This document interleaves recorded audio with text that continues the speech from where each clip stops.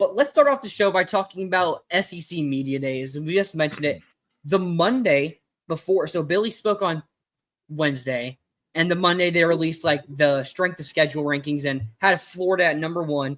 And Billy goes out and tweets, quotation marks, spot the ball. And, it's like that fire we see from Billy right there is something that we feel like we haven't seen too much from him. Because usually it's just cool, calm, collected, I guess. Maybe shouldn't be as collected as he's been, but just cool, calm, and letting things play out. But, he makes that tweet, and social media and Gator fans are going crazy. Did you have a reaction to that? Well, I mean, it's kind of become the new, like almost like a new Gator boys stay hot, right? Like I feel like people have started. It's kind of become a new catchphrase. I mean, I think that's a good observation on your part that the overt confidence, because like I just said, I think this more confident Billy, I think started going into last season, and obviously the start of last season didn't really reflect that. The end of it did more so. But even then, that was much more of a quiet confidence from Billy. Like I remember the first time I really gauged this was when he did a Josh Pate interview last year going into the season. And like, he didn't come out and be like, yeah, we're going to come and compete for the SEC this year, but you could just tell that he felt really good about where the program was at. I mean, obviously it took some time, but that was kind of ultimately vindicated last season.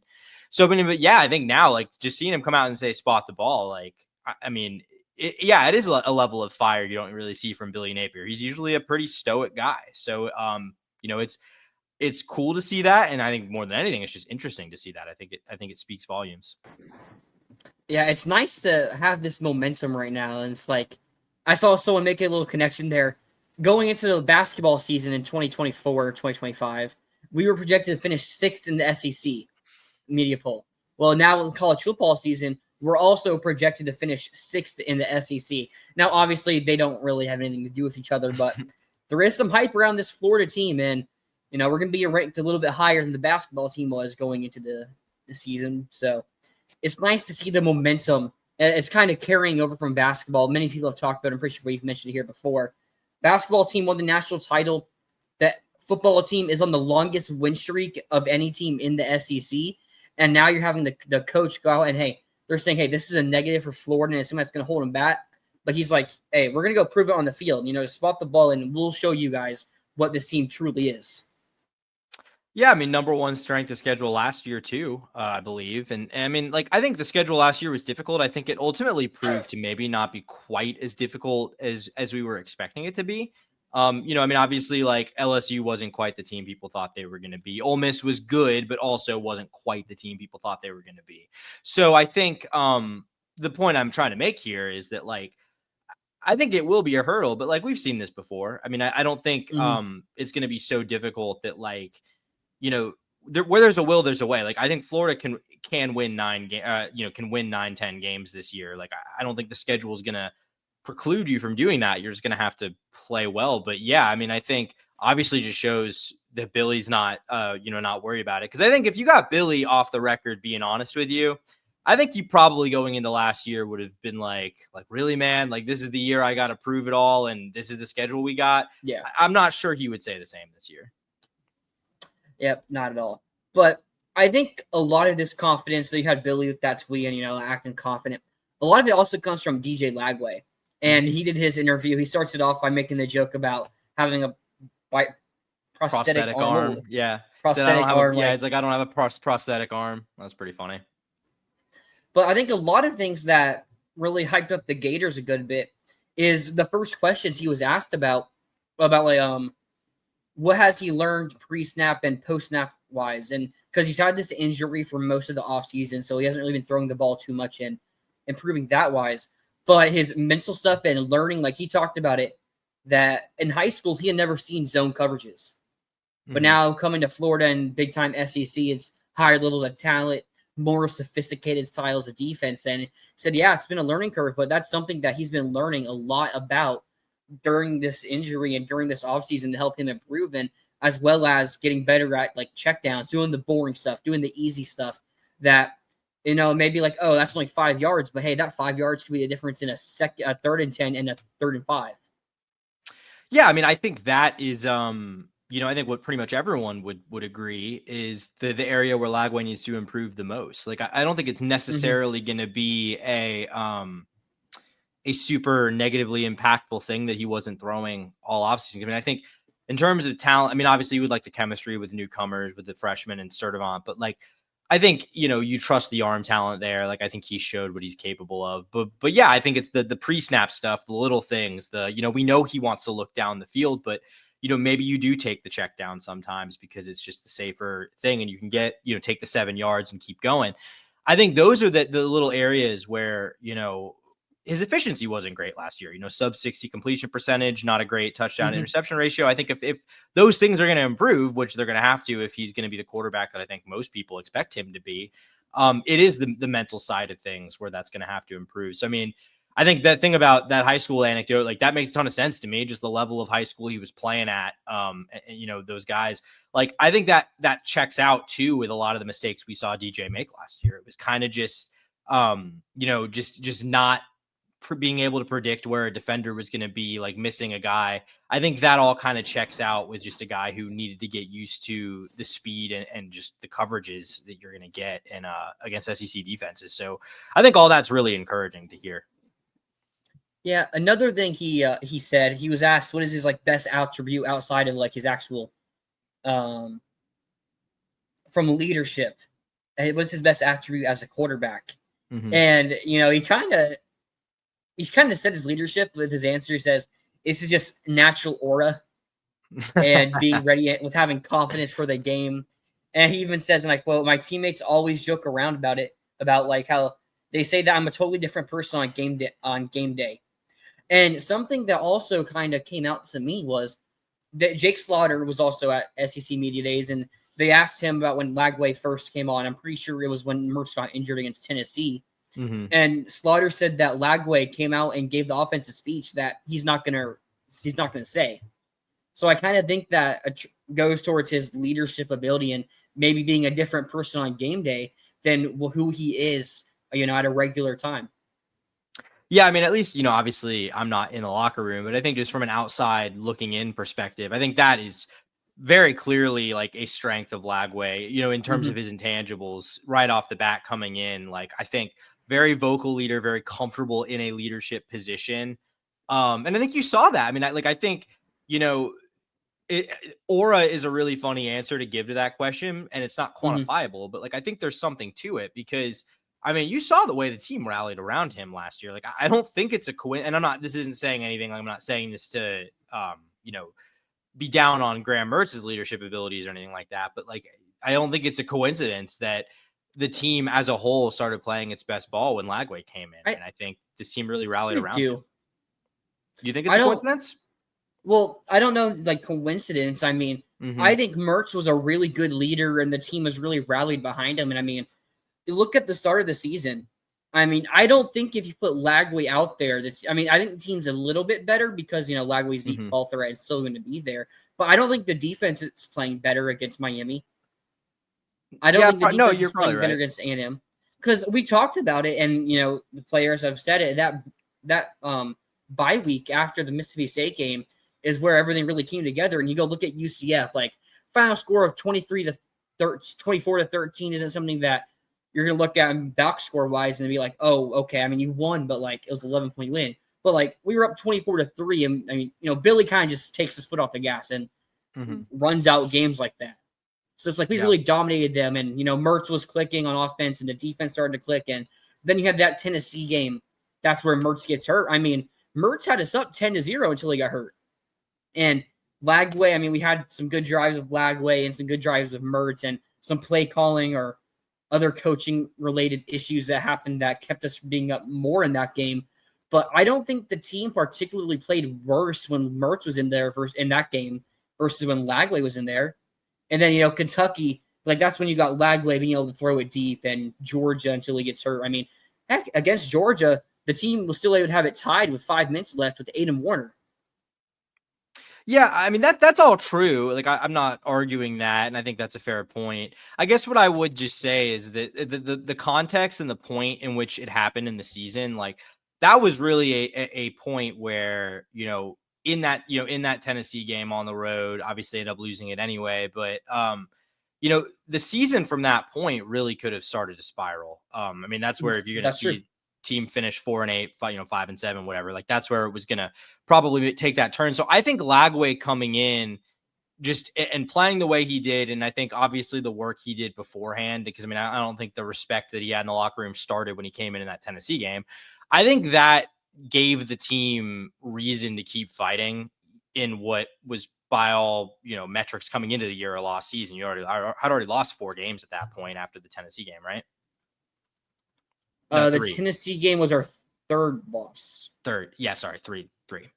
So, yeah, I mean, I think, I don't know. That's kind of what I would just say is I think that Lagway coming in and showing what he was capable of doing gave the team belief in the rest of this season and what was to come. Because I mean, I think if Lagway had come in and had freshman struggles after losing your quarterback in Mertz, I think, I think we would have had a very different story to end last season.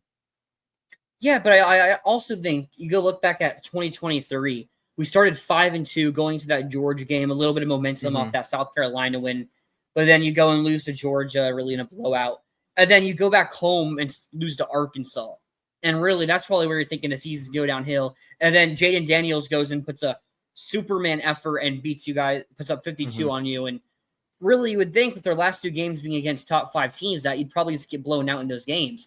Well, you go to Missouri. And you should have won that game. I mean, you gave up a 4th and 17. Yeah. Right after Mertz gets hurt, Max Brown comes in on a drive like you're inside the 30, and he fumbles the ball when you're up in that game too. So it's like you really should have won that game. And if Mertz didn't get hurt, you probably do win that game. And then this FSU game as well, you lead for like 2.5 quarters of that game, and then FSU manages to pull it out. I mean, obviously Jordan Travis got hurt, so who knows what the real scenario is. I mean, if Mertz is playing in that game and Travis is, I mean, I think it would still have been a close game, but you have both of them out, and it still was a close game. So I think Mertz still has really good leadership ability, and, it's also part of Napier just not losing the locker room. And we saw it back-to-back years where they still kept fighting, even though their record was pretty bad and had some losses that you really don't want to look back on. Yeah, I mean, I think that's fair. And we're kind of getting off on a tangent here. I wasn't saying, the point I'm more making is just to show like Lagway's early leadership and the the pull he has in the locker room. But I mean, again, like, almost beating, a good Missouri team, and then, playing tough against an FSU team that, like, we saw what FSU without Jordan Travis was, like we learned. I think that's a lot different than winning, 4 in a row, beating 3 ranked teams to end the year. Like, I think what they accomplished at the end of last season is like, that's to me another level. Like, that's beyond playing hard for your coach. That's finding a new level, inside of you. You're playing at a level you haven't been able to play at all season. That's fair. So Caleb Banks, Caleb Banks was asked, what's the coaching message for this year? And just simply put, spot the ball. So continuing with that confidence. I think something else interesting that was asked, one of Florida's biggest questions heading into this year is our depth at defensive tackle. Obviously, he's going to be a starting defensive tackle, a projected first-round pick, maybe even top 10 pick by some. He was asked about how do you feel about the depth and the players you have behind him. And he was saying that he thinks we have a lot more guys there than people realize. And he also mentioned that if he has some players that mature, and specifically mentioned Tavares Brown, a former JUCO. Let me pull up his exact size. I mean, I'm pretty sure he's like 6'7" and over 300 pounds. Tavares Brown. Is he on Florida's roster? He should be. Well, ESPN has him listed at 6'7", 290, but that was last year, so he's probably over 300 pounds right now. So a massive human being. And I mean, I don't know what he means by mature, whether that's off the field, on the field.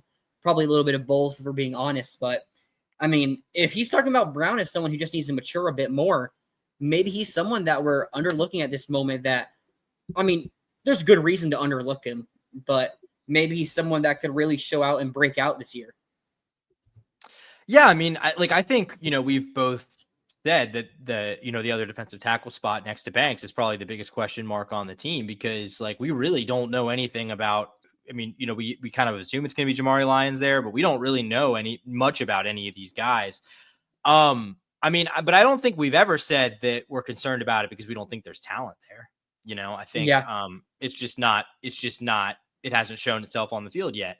So, I mean, that's obviously encouraging. Like, if it were a situation where we knew the incumbent starter and it was a player we didn't feel good about, that would be a different story with Banks saying this. It'd be like, yeah, okay, whatever. But it is a little interesting because I think, we assume it's going to be a weakness, but I don't know if that's necessarily going to be the case because, if someone like Lyons is good or Tavares Brown is, takes a step, like we might be looking at it as like a totally fine position.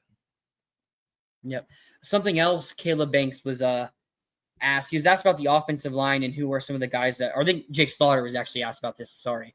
But who is someone that's not projected to start, that's someone who's on the bench right now that is kind of a bit underrated, underlooked at. I mean, he mentions Roger Kearney, another person to mention Roger Kearney, and he's backing up two really good offensive guards in Damian George and Kajaya Harris. So him being on the bench may not even be a signify how good he really is. And I know I've heard from people and said that, hey, they wouldn't be surprised if he's taking significant minutes away from a Harris or a George. So I think it's really good that we're able to talk about our depth as good as our starters.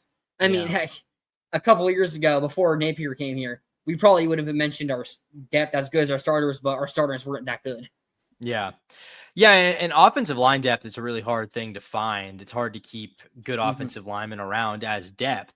So, I mean, that I think goes to show how that position group is in a position that, I mean, definitely the best position it's been in under Napier. I mean, that goes without saying, but I mean, probably the best position it's been in since, I mean, maybe pre-McElwain, honestly, if I'm being honest here. So, I think, you haven't known if you could survive an injury along the offensive line. Obviously, we don't want to see that happen, but we assume this is going to be a huge strength. Well, I think now, hearing that, maybe you can withstand an injury, particularly on the interior or something. Yeah, it's real nice to hear. Anything else you want to say about SEC Media Days that comes to mind? Maybe I'm forgetting something. No, I mean, there wasn't really anything. Was that?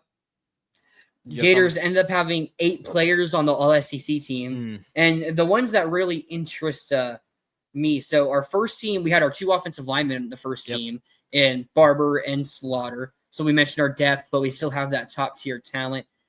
The thing that intrigues me is the first team D line. So they have Kristen Miller, the nose tackle for Georgia. Then they have Colin Simmons, the edge rusher for Texas. They have Dylan Stewart, the edge rusher for South Carolina. Then they also have Keldrick Falk, the edge rusher for Auburn. Okay, so you noticed this too. I saw that and I was like, wait, yeah, I was like, is this not like all edge rushers on this all first team defensive line? Yep. So besides Kristen Miller, it was 3 of the 4 were edge rushers. And the real intriguing thing there is Caleb Banks, who is a defensive tackle, was second team. So he easily could have been there as a first team All SEC player if they kept to how the defense actually plays. Because on the offensive line, they had 2 tackles, 2 guards, and a center. So I feel like it would have been too difficult to put Banks up one.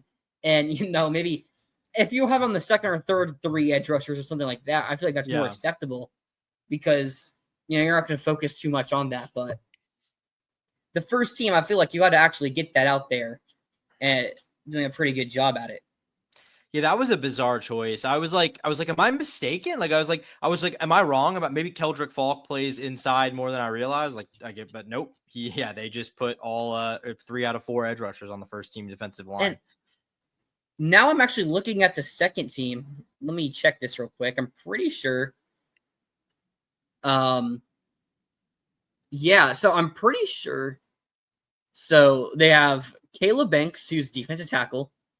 Tim Keenan at Bama, who I'm pretty sure is a defensive tackle. LT Overton, who's a defensive end. And R. Mason, who's also a defensive tackle. So they easily could have moved one of those defensive tackles or even the defensive end up to the first team and brought down one of the edge rushers for it to make that much more sense. That's a weird choice. Defensive tackle erasure. We won't stand for it. No. Also, Harold Perkins on the second team, all SEC team at linebacker, when we don't know if for one, if he's even going to be starting for LSU, or for two, if he's going to be starting as nickel, or if he's going to be starting at linebacker, or where he's going to be playing, if he's even starting for LSU. So I think that's a real interesting choice there. And where's his health at? Like, I mean, he missed coming off an injury, you know what I mean? Like, so it's just like, I'm not saying he can't be that good, but like with all the question marks, that was a strange decision. Yeah. The rest of our SEC team players, Trace Mack was the second team place kicker and just regular kicker. Tyreek Sapp is he third team? Third team defensive line. Do we have anyone else on the second team? No. Then third team offense, I thought we had Trey Wilson. Am I crazy? I could have sworn Trey Wilson was one of these all SEC players. But I'm not seeing him now. Pulling it up right. And I thought Ball was too. Or was he second team? Yeah, Trey Wilson's not on there. Sapp was third team. Yep. But yeah, I don't see any others. Do you mention Rocco Underwood, the long snapper? Not yet. No. Sorry. Bad. Here it is. Okay. So third team. As all purpose. Okay. Yep. Both Ball and Wilson were all purpose. So does all purpose just mean returner and what they do in offense, or? Yeah, I think all purpose is just saying all like you might not be all SEC at any specific thing, but all told, your contributions across the field will be all SEC caliber. I that's what I take all purpose to mean. Yeah. And I think that's actually a perfect spot for Trey Wilson. I mean, Ball is a little bit interesting as a running back, but Trey, more of a gadget player. As of now, we're hoping he takes the next step to be a true receiver, like in that DK role. But I think that's a really good spot for him. And who's above Ball? Let me see. For running backs, you mean? So Jam Miller and Nate Frazier, I don't think either of them should be above Ball on the third team. Caden Durham and Jaden Ott. I mean, I think you put Ball above Durham, like based on what they did last year, and I think what I expect from this year. I feel like you put Ball above Durham. I think both the first team guys are understandable, and I think Jaden Ott's understandable. Yep. I think beyond that, you have a pretty strong argument that Ball should be up there, especially the third team. Like, what did Jam Miller even do last year?